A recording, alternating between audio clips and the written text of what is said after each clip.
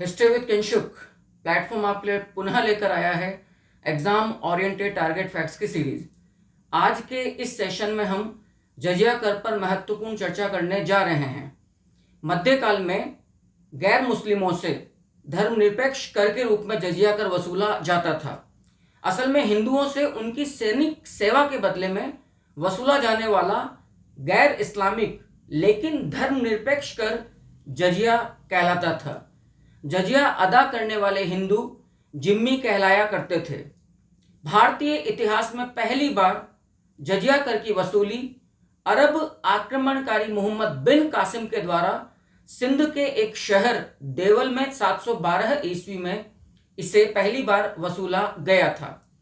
इस कर में यानी कि जजिया कर को पहली बार ब्राह्मणों पर आरोपित करने का जो श्रेय प्राप्त है वो दिल्ली के सुल्तान फिरोज शाह तुगलक को जाता है। अर्थात फिरोज शाह तुगलक ने दिल्ली सल्तनत के इतिहास में पहली बार ब्राह्मणों से जजिया कर वसूला था। इसका मतलब यह भी निकलता है कि जब मोहम्मद बिन कासिम ने 712 ईस्वी में पहली बार सिंध के शहर देवल में हिंदुओं से जजिया कर वसूला था, तब उसने ब्राह्मणों को जजिया के दायरे से बाहर रखा था। 1564 ईस्वी में अकबर ने पहली बार अपने सलाहकार नरहरि के कहने पर जजिया कर की वसूली को समाप्त कर दिया था, लेकिन अब्दुन्नबी नामक एक मौलवी के कहने पर बादशाह अकबर ने पुनः 1575 ईस्वी में इस कर को हिंदुओं से वापस वसूलना आरंभ कर दिया था।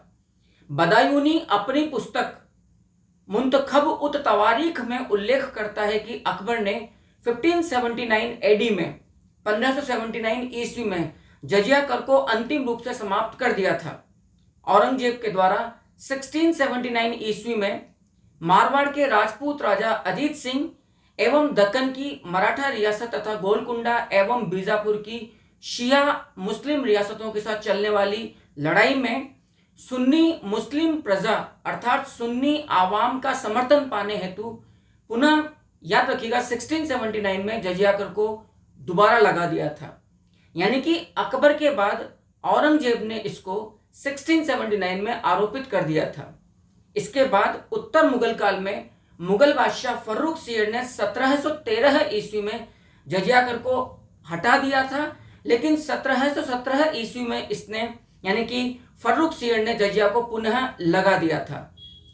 1720 ईस्वी में मोहम्मद शाह रंगीला ने, याद रखिएगा, मोहम्मद शाह रंगीला ने जयपुर के नरेश सवाई जयसिंह के अनुरोध पर जजिया कर को सदैव के लिए समाप्त कर दिया था। यद्यपि मुगल बादशाह फर्रुख सियर ने, याद रखिएगा, अपने सलाहकारों अपने वजीर जुल्फिकार खां एवं असद खां के कहने पर ही जजिया को विधिवत रूप से समाप्त किया था।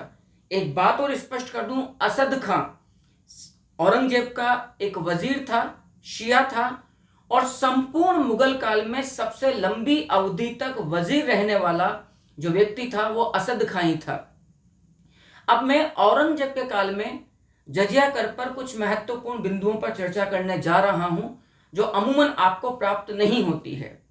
हमने कहा कि जजिया कर की वसूली औरंगजेब ने अकबर के बाद 1679 ईस्वी में आरोपित कर दी थी, लेकिन पहली बार कब लगाया, कहां लगाया, उस पर मैं चर्चा करने आपसे जा रहा हूं। मारवाड़ के अल्पवयस्क नरेश महाराजा अजीत सिंह के साथ चलने वाली लड़ाई में हिंदुओं को का मनोबल गिराने के लिए, उनको मानसिक लड़ाई में हराने के लिए और मुस्लिम आवाम का, मुस्लिम सैनिकों का समर्थन पाने के लिए 12 अप्रैल 1679 को दिल्ली में आकर औरंगजेब के द्वारा जजिया कर को हिंदुओं पर आरोपित कर दिया था। यद्यपि डॉक्टर सतीश चंद्र के अनुसार जजिया लगाने के पीछे कोई धार्मिक कारण नहीं थे, अपितु वो मात्र राजनीतिक कारण थे। डॉक्टर सतीश चंद्र ने औरंगजेब के द्वारा 1679 में 12 अप्रैल को दिल्ली से जजिया कर की जो घोषणा करी उसका कारण वो राजनीतिक संकट बतलाता है। डॉक्टर सतीश चंद्र कहते हैं कि मराठों एवं गोलकुंडा और बीजापुर रियासतों के विरुद्ध मुगलों की सामरिक कार्यवाही से जो आक्रोश उपजा था, उस आक्रोश को समाप्त करने के लिए, उस राजनीतिक संकट को दूर करने के लिए, दक्कन का जो राजनीतिक संकट था उस पर जजिया कर लगाया गया था।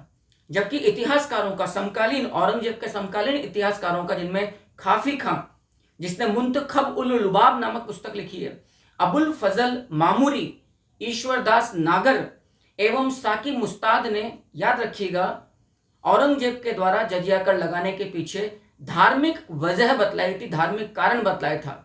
इसमें साकी मुस्ताद तो हिंदुओं का उत्पीड़न करना प्रमुख कारण बतलाता है कि हिंदुओं का उत्पीड़न करने के कारण ही औरंगजेब ने 12 अप्रैल 1679 को जजिया कर लगाया था। सर यदुनाथ सरकार की माने तो औरंगजेब के द्वारा जजिया कर वसूलने के पीछे का जो कारण था वो था हिंदुओं का धर्मांतरण करना। जबकि मनुची ने अपनी पुस्तक सटोरियो डी मोगोर में बड़ा ही विशेष कारण का उल्लेख किया है। मनुची कहता है कि औरंगजेब ने जो जजिया कर लगाया उसके पीछे, मनुची का यह कहना है कि उसके पीछे रिक्त राजकोष था, यानी कि औरंगजेब अपने खाली राजकोष को, अपने खजाने को जजिया कर की वसूली के द्वारा भरना चाहता था। 2 कदम आगे बढ़ के मनुची दोबारा इस बात का उल्लेख करता है कि औरंगजेब का जजिया वसूलने का कारण धार्मिक कारण था। मनुची लिखता है कि औरंगजेब हिंदुस्तान की सल्तनत को दार उल हर्ब से, यानी कि काफिरों के देश से, दार उल इस्लाम यानी कि इस्लामिक राष्ट्र बनाना चाहता था, इसीलिए उसने जजिया कर लगाया था। 1705 ईस्वी में निराश होकर, जब कोई फल नहीं मिला, तो 1705 ईस्वी में निराश होकर औरंगजेब ने जजिया कर की वसूली समाप्त कर दी थी। लेकिन विशेष बात क्या है कि औरंगजेब ने जो जजिया कर की वसूली करी, इसमें सबसे प्रबल विरोध उसको अपनी सगी बहन जहां आरा बेगम का, उसको विरोध झेलना पड़ा था। वहीं पर मेवाड़ महाराणा राज सिंह ने भी औरंगजेब की गोवध नीति और जजिया कर नीति का विरोध करते हुए उसे पत्र लिखा था।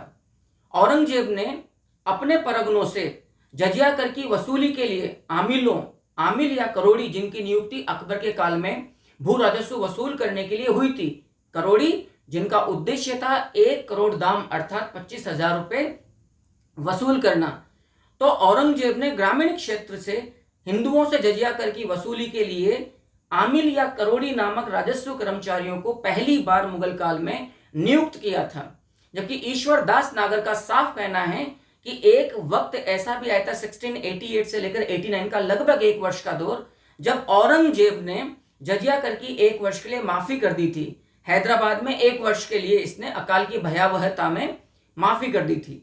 1681 में 1681 ईस्वी में जब औरंगजेब ने मेवाड़ महाराणा राज सिंह की मृत्यु के बाद जो नए राणा बने महाराणा जय सिंह, उनके साथ जब समझौता किया, तो मुगलों ने महाराणा जय सिंह पर यह दबाव बनाया था कि आप मेवाड़ में हिंदुओं से जजिया कर वसूलिए।